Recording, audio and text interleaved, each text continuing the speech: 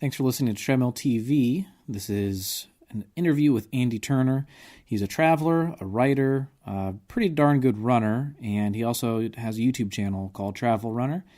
He has a lot of good tips about how to pack, how to find your way around, how to get through a foreign country as a runner, and also talk about lots of other things.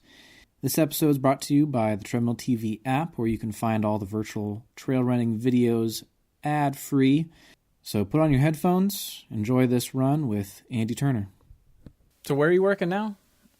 So I am managing a run specialty store in Appleton, Wisconsin called Runaway Shoes. Okay. Is it a part of a bigger chain like Fleet Feet or anything like that, or is it independent? Nope, not a chain. We're a locally owned store. We do have 3 locations, but it's a local shop, not a national chain. Cool. I knew a couple guys. One of the assistant coaches when I ran in college owned a Second Soul. I don't know if that's there out in Wisconsin, but here in Ohio, there's one every major city. So it was cool because a lot of the college runners, he had this endless supply of people that could work for him except on race days, but it was a good deal for him. He got to have all these knowledgeable runners. He had an endless supply of employees, so I think it worked out for everybody.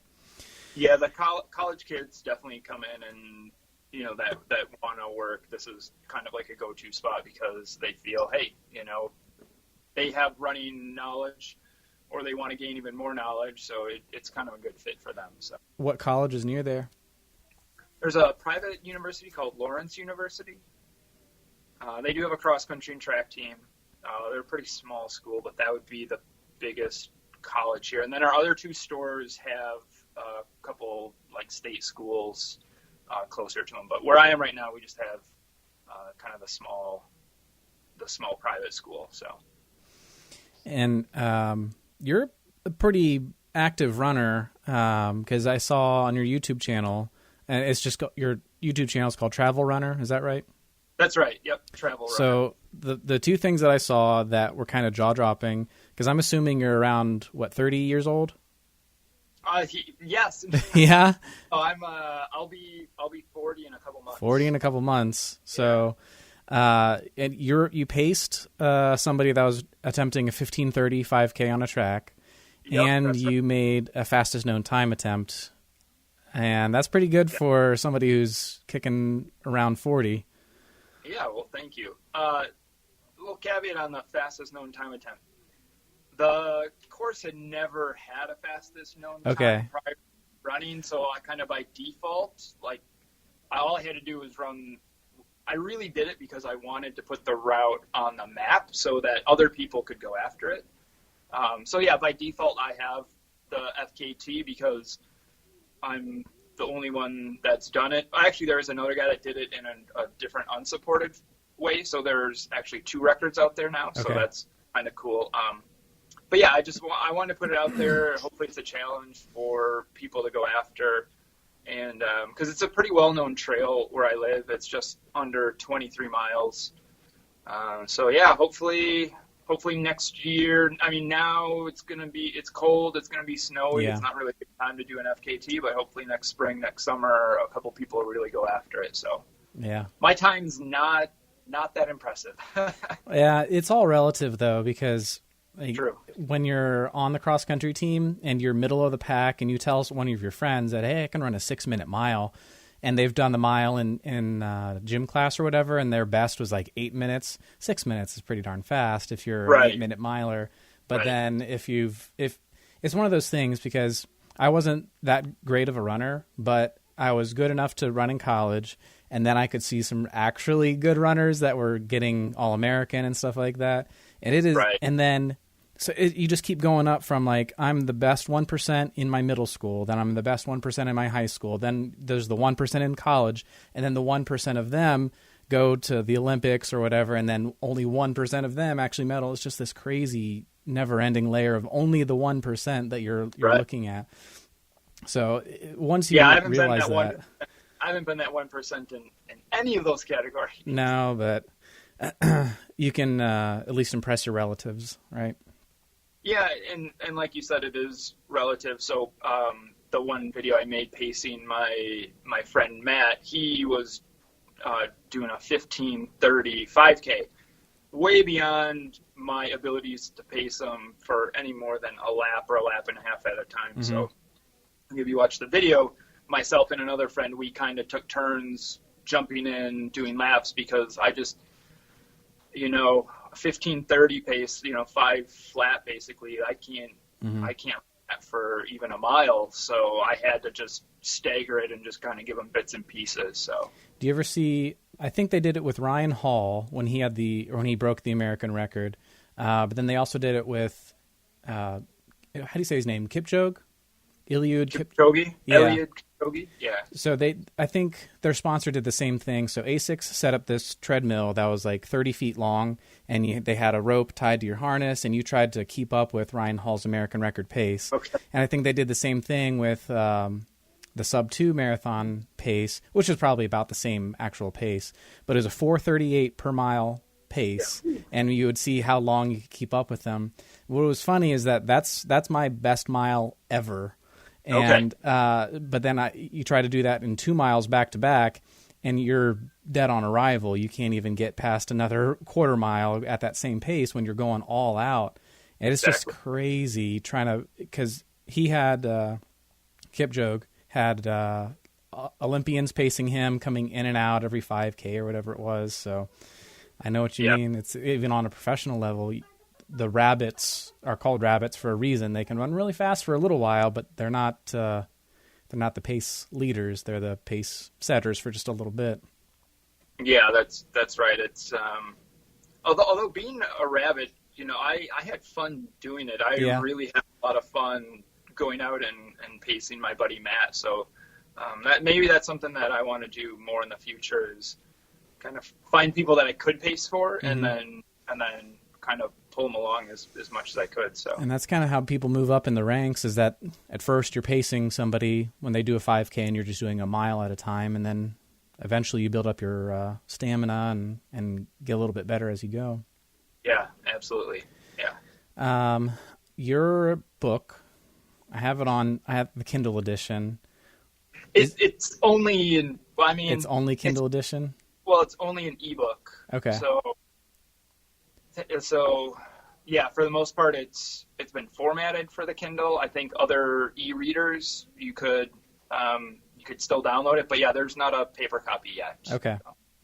So it's the Runner's Guide to Travel by Andrew R. Turner, and edited by Jenny. Is that right? Yeah, my sister. Is she an English teacher?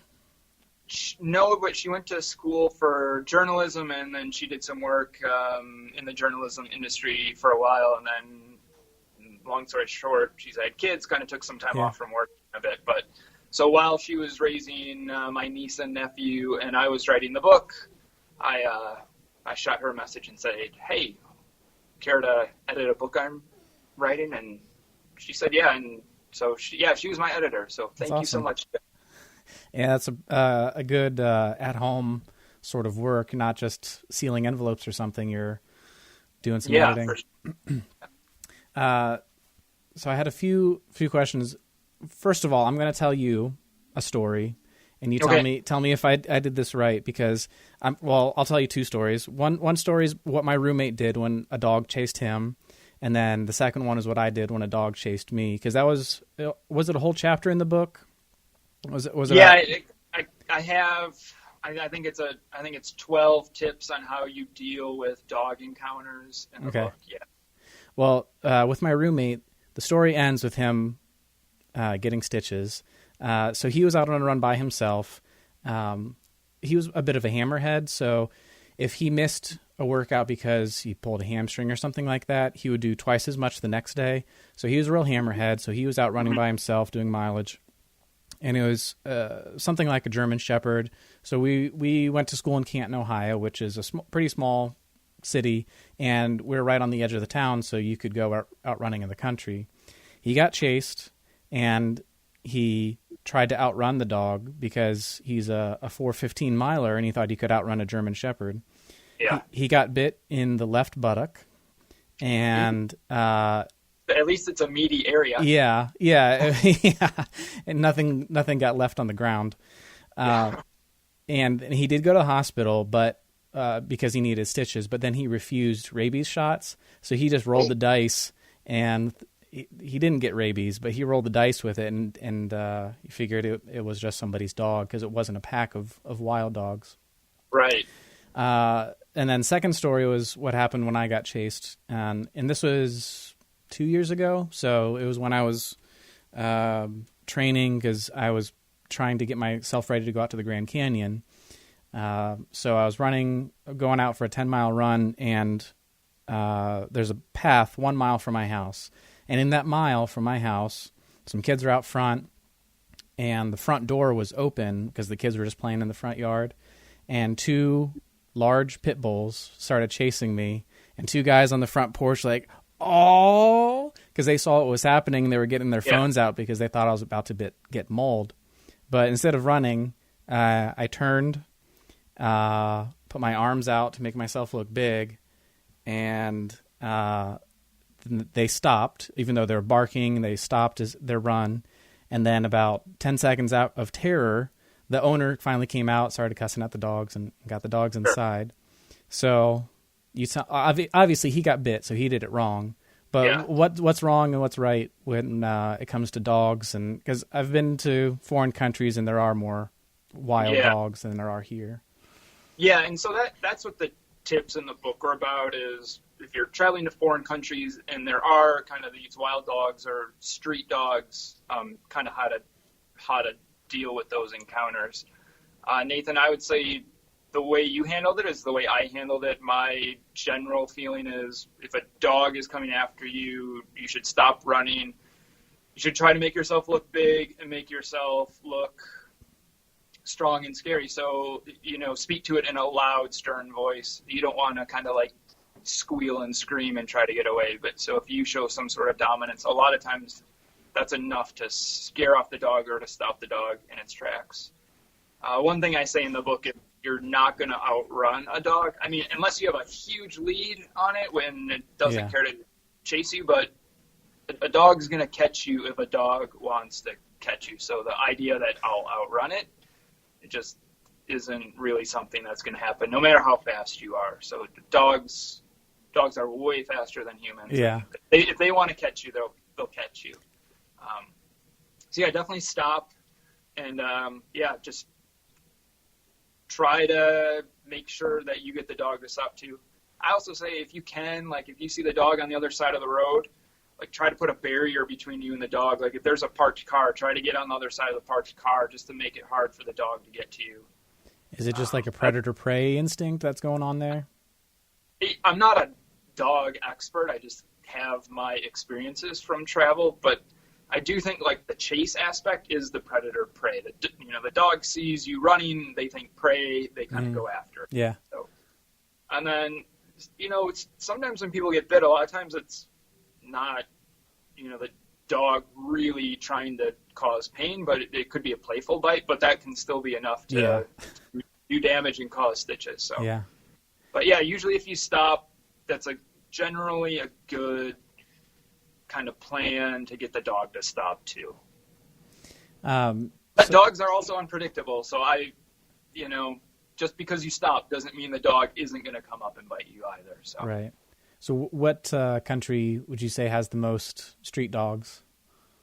Ooh, that I've been to, it's probably been like Thailand or Cambodia, I would say, are probably the most street dogs that I've experienced. Does Cambodia, or it could have been either Cambodia or Thailand, but don't they have a lot of like tourist-friendly monkeys that steal food out of your purse and stuff like that too? Yeah, that's going to be kind of anywhere in Southeast Asia, but in Cambodia, in Thailand too, you will have monkeys that try to steal stuff. So. You didn't have a chapter about monkeys, though. Yeah. The most dogs, I think, that I've experienced are in those countries, but the biggest dogs that I've encountered were in Turkey. And there were some big, like, sheep-herding dogs, and those are the ones that scare me a lot more than kind of the little littler street dogs that you tend to see in Southeast Asia. So are they working dogs or are they still like strays?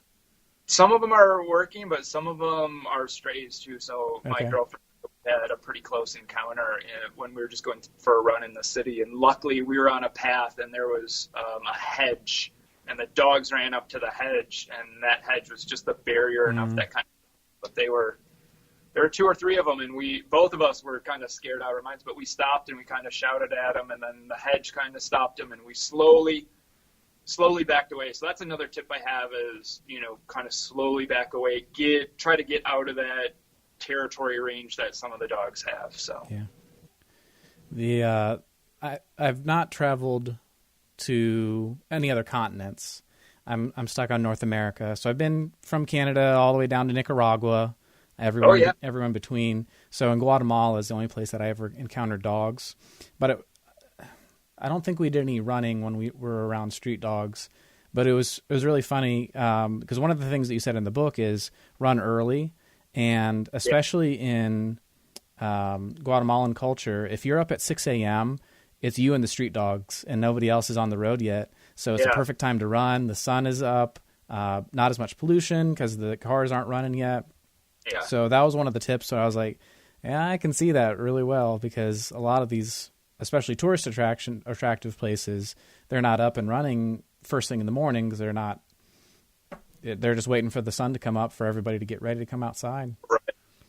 Yeah, and that's one of my tips too, is that you can check out tourist sites before the tourists get there. So you may not be able to go in to the Louvre or the Colosseum in Rome, but if you get out early enough, you can run past it before there's just hordes of people around taking selfies and stuff. So yeah, I definitely recommend with traveling, if you can get out and get your run in early, that's usually the best time is in the morning. So, and like you said, to avoid traffic and everything like that as well. And when you were describing that in the book, I think you described a scene from Cambodia when there were some men that were getting their morning prayers in, or it might have been in Turkey, something like that.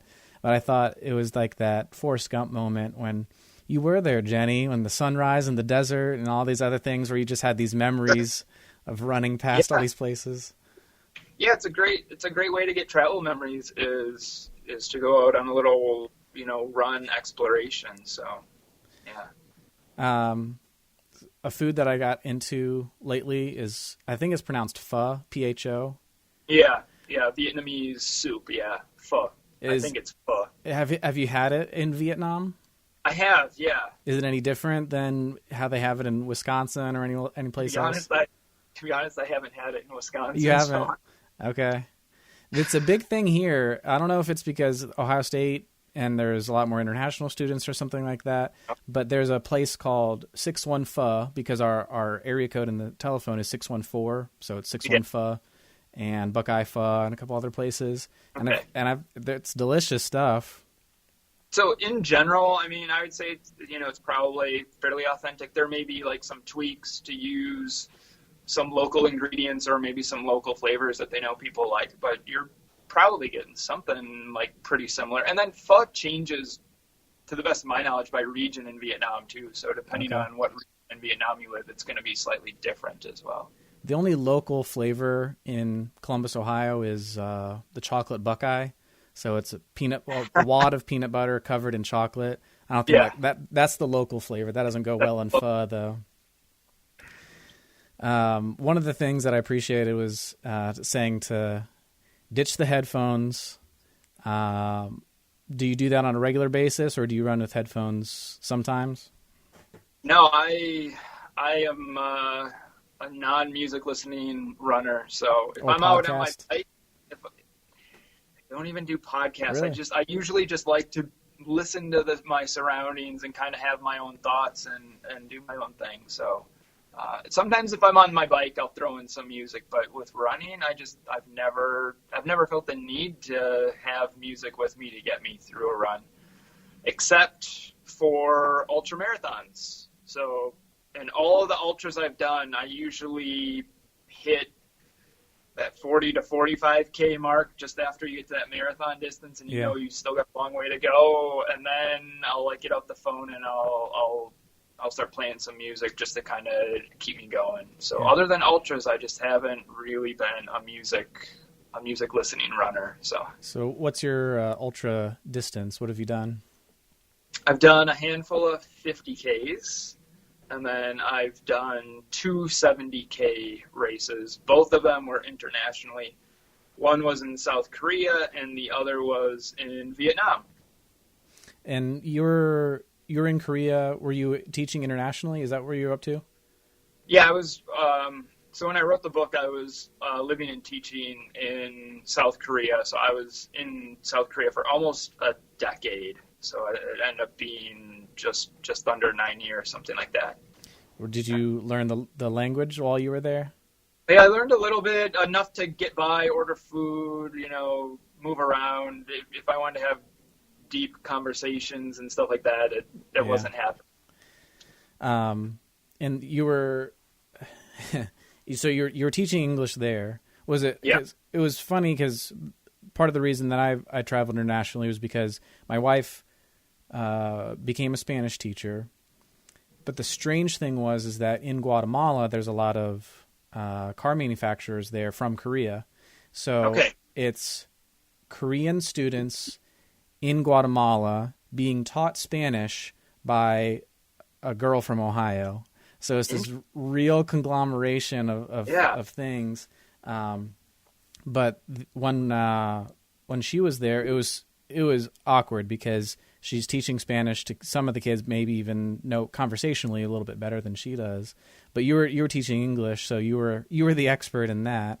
Right. Were you there with a certain group? Like I know in the United States there's Teach America, so there's groups of or companies that send teachers out. Were you independent, or were you with a group? What were you up to? No, I was independent, and I got hired on by a university. So I wasn't through a program or through like a middleman company that placed teachers. So that was all independently applied and interviewed and hired. So what was your motivation behind that?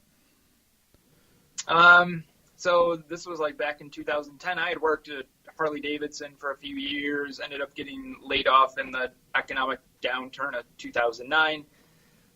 Did some teaching at a university in Wisconsin called UW-Whitewater. So I was teaching economic geography and applied geographic information systems, which I really enjoyed teaching, but it just wasn't going to lead to anything permanent, and teaching 2 courses a semester it doesn't really pay the bills. And got wind of some opportunities to teach abroad, so kind of did some applications, put my name in the hat, and had a few interviews, got hired, and said, hey, this will be a great, interesting opportunity. So that's awesome. So that was from for 9 years. 2010, and I came back the middle of 2019. So, and my initial plan was 2 to 3 years, and then come back and stuff snowballs, and all of a sudden I was like, oh gosh, it's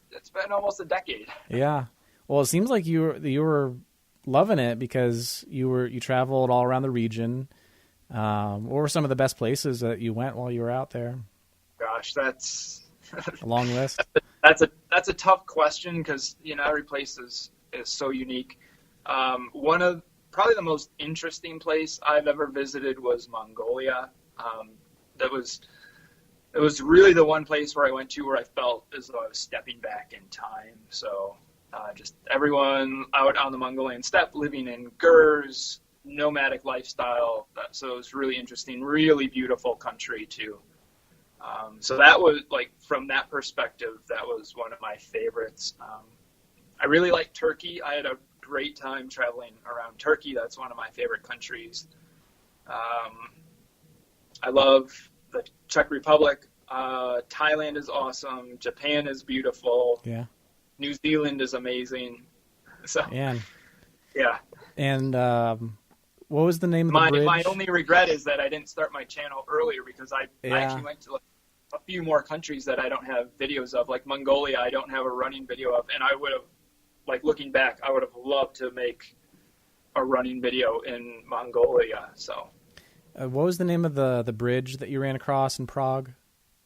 Oh, the Charles Bridge. Charles Bridge. That was one of the videos. I was going back deep in your videos. Yeah, that's deep. Yeah. Yeah. So that was, you were standing on the hillside and you had the bridge in the background. So that was like one of your first videos, I think. That was one of my first videos. That was, before we had gimbals to stabilize the camera, before GoPros had built-in stabilization. So that was a little selfie stick with a little GoPro Hero 3 on the end of it, and that's how I filmed it. And yeah, definitely, one of my first, within like the first year of making some videos. Yeah, and that was another perfect example of getting out early, getting ahead of the crowds. Yeah, that's right. If anybody watches that video, you'll see I'm on the bridge. There's a handful of people. But then if you just even do a Google search of that bridge and you see pictures midday, it is packed shoulder to shoulder with people. So, I wanted to ask you more about racing, because you said you've done a handful of ultras. That's right. That seems to be the new middle-aged guy thing to do. So instead of golfing or getting a sports car, you just go run ultras and puke your guts out and get tired and hurt yourself. I've done ultras, but I don't consider myself to be an ultra runner. So I do enjoy a lot of other types of races as well. But yeah, definitely done ultras. So what's the distinction between someone that's done ultras and an ultra runner? I think ultra runners are mostly focused on doing ultras. That's kind of their bread and butter. Their primary races each year are the handful of ultras they'll do. Their training is geared towards ultras, where I tend to do more half marathons, and then I'll sprinkle in an ultra occasionally. So there's it's a small crowd, but I don't know if you follow them at all, because there's like Jim Walmsley. Yeah, I do. Where's he from? Is he from your area? He's out in Arizona. I don't know where he's from, but I know he trains out in Arizona. The local guy that we have, I don't know if you ever heard of Pete Kostelnik. No, I haven't. He did a couple of different runs. It was called Key to Key. So it was the Kenai Peninsula in Alaska to Key West in Florida. And he went all the way on foot. So he pushed a jogging stroller with all of his stuff in it. And it was mostly unsupported. People wouldn't be running out with him on the road. But I think he would get help overnight stops and things like that. Right. So I think that you're right. He is considered an ultra runner, because that's basically what he does. He just runs 80 miles a day for 80 days in a row, and it's kind of nuts. I think he went through a pair of shoes every few days, and especially when you're doing that much, you probably have like a stock of 3 that you are changing shoes every day, but then you only get to a week's worth of runs out of each pair of shoes or something like that. Yeah, that's a lot of shoes that you go through. Yeah, it can get expensive if you don't have a sponsor. Oh, no kidding, for sure. Yeah. Why are running shoes so expensive? That's a good question. I do not know. I don't know exactly what. I mean, part of it is the technology, the midsole foam that goes into it. That's where a lot of the money goes into a shoe, is just getting that kind of higher quality softness, but responsiveness and durability. So that's where a lot of the money in the shoes go to.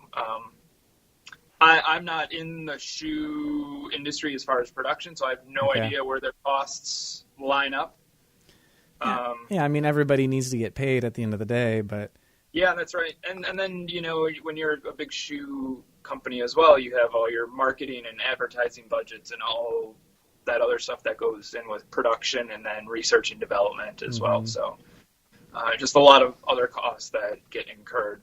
So I'm sure that's kind of what bumps up the shoe price. But it's worth it. I mean, having a good pair of shoes is worth that extra, whatever, $30, $40, $50, $60, to have a good pair of shoes on your feet. So did you ever get into barefoot running or like sandals running? I didn't get into barefoot. I did some I called it my transition to minimalist running. So this was a few years back. I was dealing with some injuries like over a decade ago, and I said, what's going on? And I went to an orthopedic doctor, and he said, oh, you need this custom insole because your leg's out of whack. And so I paid a lot of money for it. And it did help, but then I thought, well, I feel like I just need to like get back into like a better running rhythm. So, and I had, like many people, read the book Born to Run at that time. Mm-hmm. So bought some of the New Balance minimalist shoes. And then so I slowly kind of built up miles in that. I started off with like a mile and then just slowly built up, and I changed my form a little bit. I think it helped me become a little bit more efficient. The New Balance ones, are those the ones where it has like an individual toe for each little piggy? No, it's shoe shaped, but it's a really minimal midsole foam, and then the outsole rubber. So it's the outsole rubber, just a little tiny bit of foam under your foot. Okay. So it's a real basic shoe. Okay. But yeah, it's not an individualized finger shoe. Okay. Yeah. So yeah, I kind of transitioned through that, ran in the Brooks Pier series for a while, like the Pure Flow. I tried the Pure Cadence. But now I'm kind of all over the place. I'll kind of run in whatever, so. Especially at a shoe store, you get your pick of the return bucket, right? Well, that's part of it, is being able to try out a lot of different shoes just to get a better sense of being able to talk about those shoes and the benefits and the comfort and the fit. Mm-hmm. So, yeah. When you did do racing, I don't know if it was just the one time you got a medal that you put the picture in the book. But probably. Yeah. I forget where it was now. I have my phone in front of me with it on there, but it wasn't the Great Wall of China, but one of the ultras you got a medal. So, but you did was it an ultra on the Great Wall of China, or was it just another distance? I didn't do an ultra on the Great Wall. There's a Great Wall marathon, and I think they probably have an ultra too. I just ran on the Great Wall. Okay. So I was traveling with a buddy of mine. We did kind of a tour out to the Great Wall. It was called, what do they call it? They called it like the Secret Wall or the Hidden Wall. So it was part of the wall that wasn't really restored yet. It wasn't a really touristy area. And then we got out there and they said, okay, you have like 2.5 hours to like just go out and explore. So my buddy and I, we were kind of hiking, and then we hit a path or part of the wall where it kind of dipped down and kind of rolled, and I was like, I'm going to run. So yeah, I just started running so I could say, hey, I went for a run on the Great Wall.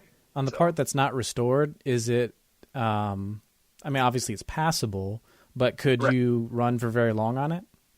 Oh yeah, you could have gone miles and miles and miles and miles. Yes. Man. Yeah, it was, I mean, basically as far as the eye could see, like some of it was unrestored, so there was like crumbled areas, so you might have to, kind of boulder your way through, but in general, it was continuous. Is that the part where David Copperfield blew through it or something like that?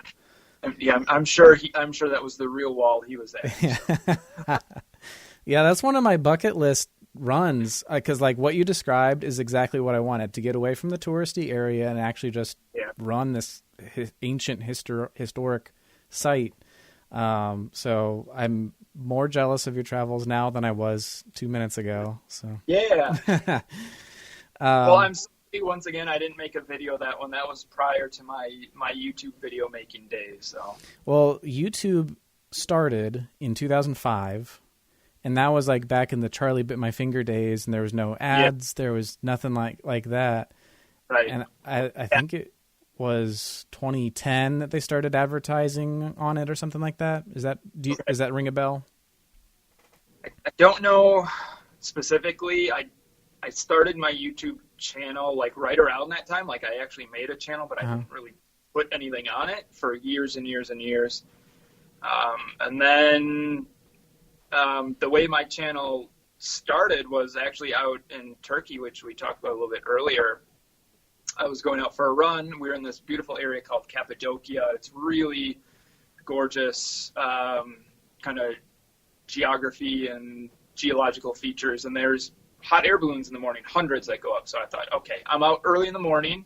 One of my travel tips. I'm going for a run. I'm bringing my GoPro so I can take some pictures. And I just went for a run. I had the GoPro on the stick, and I just kind of pulled it out, and I was kind of filming around, and then I started filming myself running and stuff like that, and ended up going for like an hour run, did a lot of filming, and came back and said, you know what, I might kind of like edit this up and turn it into a video. Yeah. And my girlfriend, we went out the next day, did a little bit more filming, and that's actually my first running video is from Turkey. So if you want to dive back even deeper than the Prague video and just kind of see where it all started, my Cappadocia run in Turkey is first video. No talking, nothing, really shaky. Yeah. Everybody starts somewhere. Yeah, exactly. Yep. The place you're describing, that's what everybody sees on Instagram, is like the hot air balloons over those real unique looking hills. Yep. Is that like a daily occurrence that they have hot air balloons? It is. Why? Yeah. Is that just like the tourist thing to do there? It is. Yep. It is the huge tourist draw, and I did it as well. So okay. We went up one morning and did the hot air balloon ride, and it was 100% worth it. It was amazingly beautiful, worth the money to be in the balloon. Yeah. It's like, I understand why it's the touristy thing there, because it was, to see that landscape from high above is just absolutely incredible. Well, even just standing on the ground, it adds that sort of whimsy of the place to see hot air balloons, because you don't see a hot air balloon every day either. So yeah. The kids' bedtime is creeping upon me. So what I want to do is end with I'm going to open it to you. Story time. So, gosh, you put me on the spot. Well, everybody's got a running story. Like I've never told a story on the podcast about it, but like the time I got chased by a goose, it's a funny running story, or a great race or something like that. So what's a running story from Andrew R. Turner? So I think I'll share one of my ultra stories. So flew into Sapa, Vietnam. We were doing a 70K ultra. Got there like 2 days before the race. Got in the hotel, had a day to just kind of kick around. Went to some local places, ate some food, having a great time.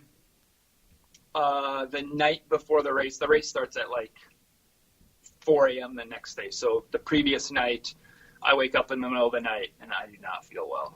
Mm-hmm. And the rest of the night was basically an hourly trip to the toilet. And I woke up the next morning, the people I was with, I was like, I can't run this race. Yeah. Like, there's no way I can do it. Like, I'm completely empty. I can't take in fluids.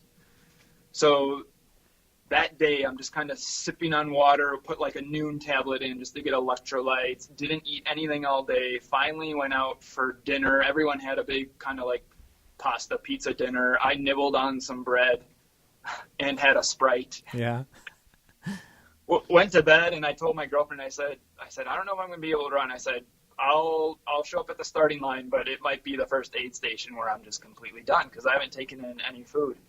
And so I just felt terrible that morning, woke up, tried to eat a little bit of, we had like a banana bread muffin, ate a little bit of that. Still didn't sit well, but I was like, all right, at least it didn't like come out of me right away. Yeah. Got to the start line. As soon as I started running, I was like, oh, I feel good. Started running. Got to the first aid station. I had tailwind, which I usually have no problem taking at all. That is my go-to thing. Couldn't take down tailwind. Uh-huh. I had some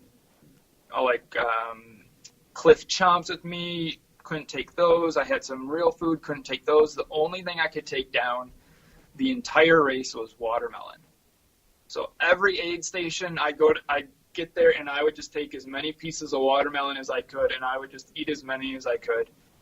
And then finally around the 50K mark, we ran through a little village, and there was a little vendor, and she was selling like soda and chips and stuff, and I was like, I'm getting a Coke. And so I bought a Coke. I had some local money on me, so I bought a Coke from her, and we were going up the hill, so I'm like, I'm just going to walk up this hill, crack open the Coke, and like sip it.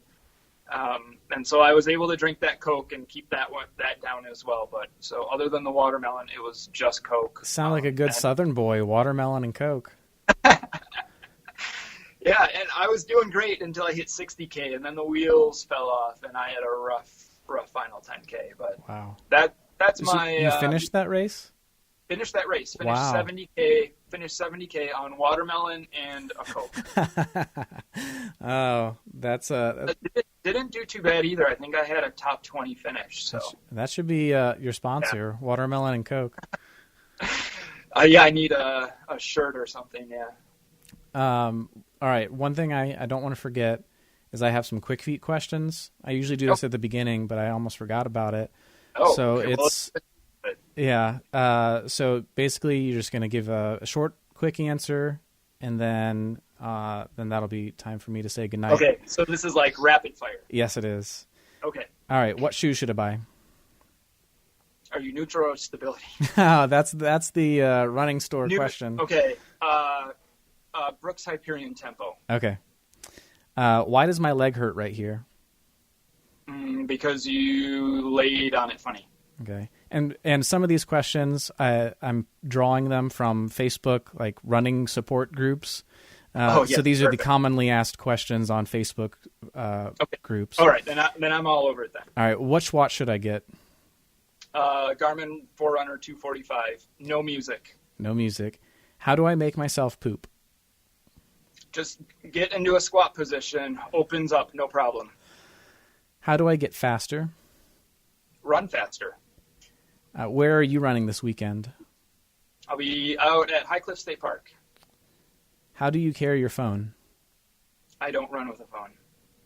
True or false? Strava or it didn't happen? Oh, true. Best running movie? Without Limits. Is that the Tom Cruise one? He produced it, but he didn't star in it. Yeah. Okay. Little known fact about that movie: he was actually in it. He played Tom. Oh, he did. He played Prefontaine in high school. Because like the opening scene is Prefontaine running a high school race. That was him. And that was Tom Cruise. I think what's your best 5K marathon time? 5K would be 17:52. Marathon 3:01. Ooh, right on the verge. Yeah. Doesn't running hurt your knees? No, it's good for your knees. Best book to read on running, other than yours? The Perfect Mile by Neil Bascom. I think I'm saying his name right. What do you eat before a race? Honey Stinger, waffle, banana, coffee. Why don't you just sprint the whole time? I try. So since you run so much, you just eat whatever you want, right? For the most part, yeah. Okay.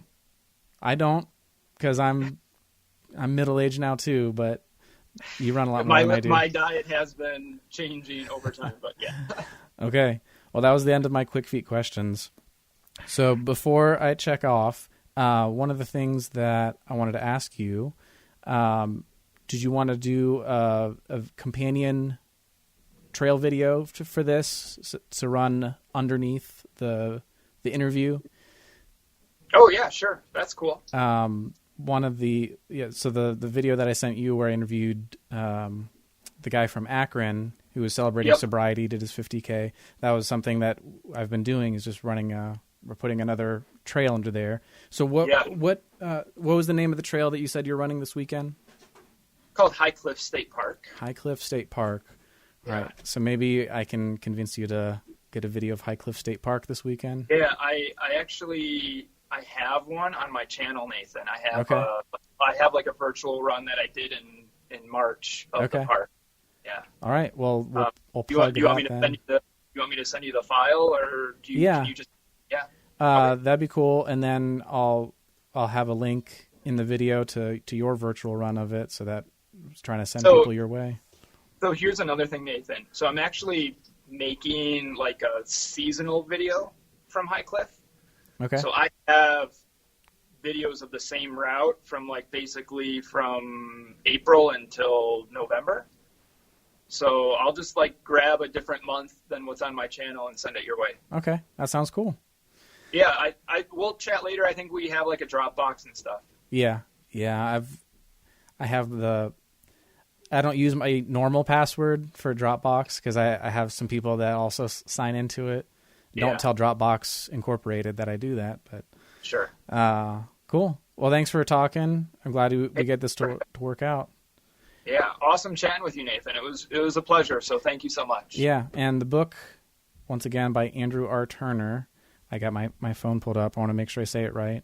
It's The Runner's Guide to Travel and 101 Tips for Running While You Travel the World. Yeah. A fine print. So thanks for talking. I'll talk to you later. Thanks, Nathan. Have a good one. You too.